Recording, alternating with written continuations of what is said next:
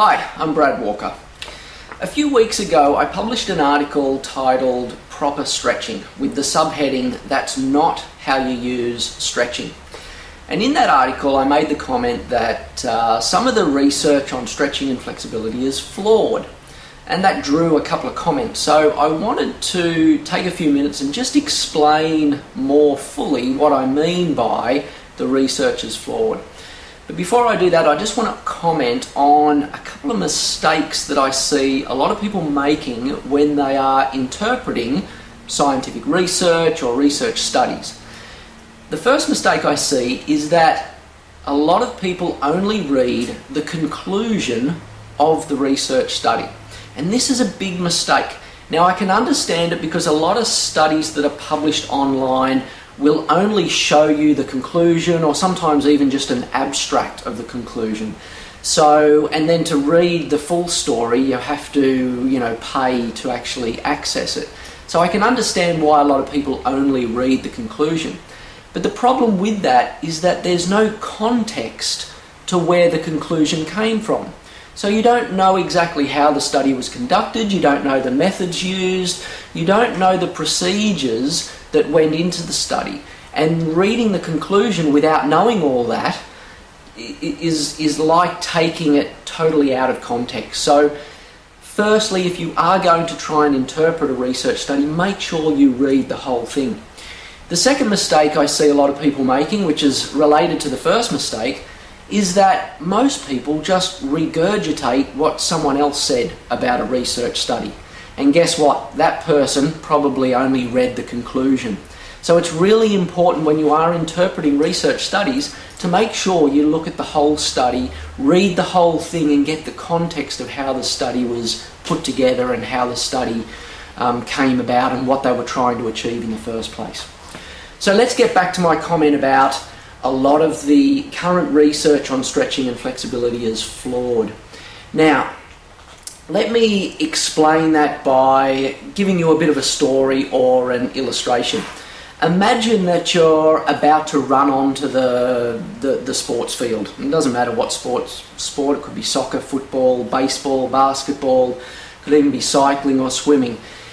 Just imagine you're about to run onto the field and the coach says to you, hey, you should do 3 sets of sit-ups, 3 sets of push-ups and 3 sets of lunges before you run onto the field. And you go, well, why should I do that? And the coach says, well, that'll make you a better athlete and that'll prevent injury. Well, I don't know about that. And I think anyone who's got a little bit of knowledge about strength and conditioning or sports coaching will know that doing a few push-ups before you run onto the sports field isn't going to help. And if you did a study where you had one group who did those exercises before they ran onto the field and another group who didn't, I can pretty much guarantee that the results you would get would show no significant difference between the two groups.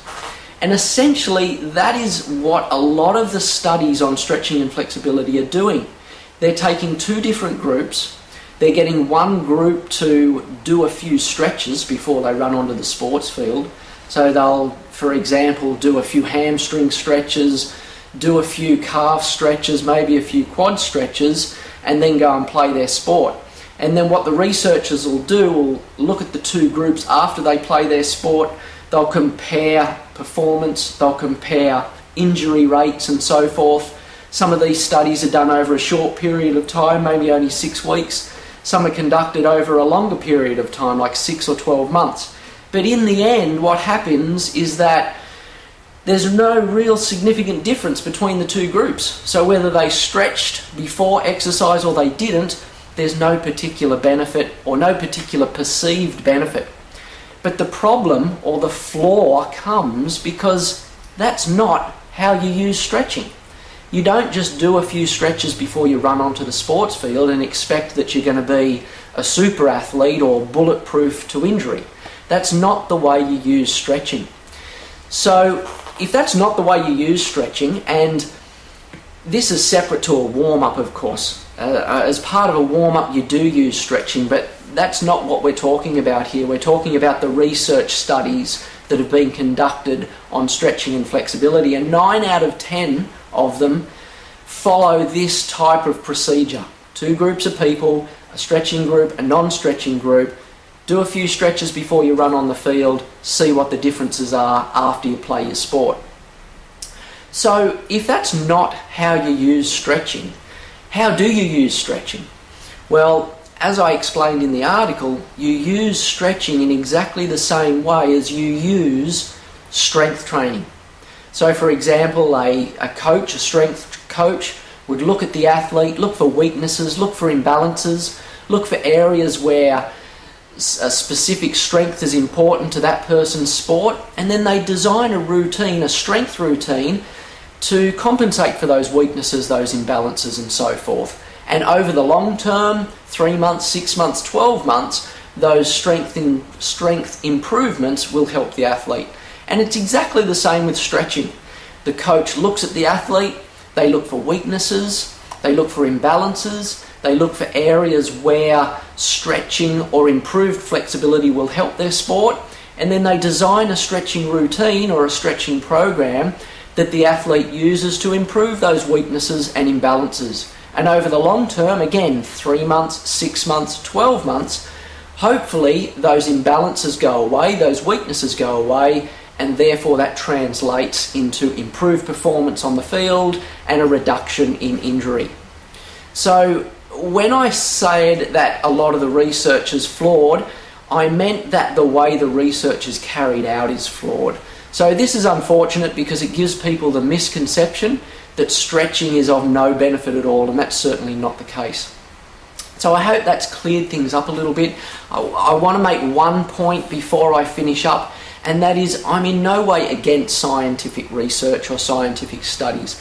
They're very valuable, but they have to be used in context or in proportion with all the other research and all the other anecdotal type evidence that can be gained.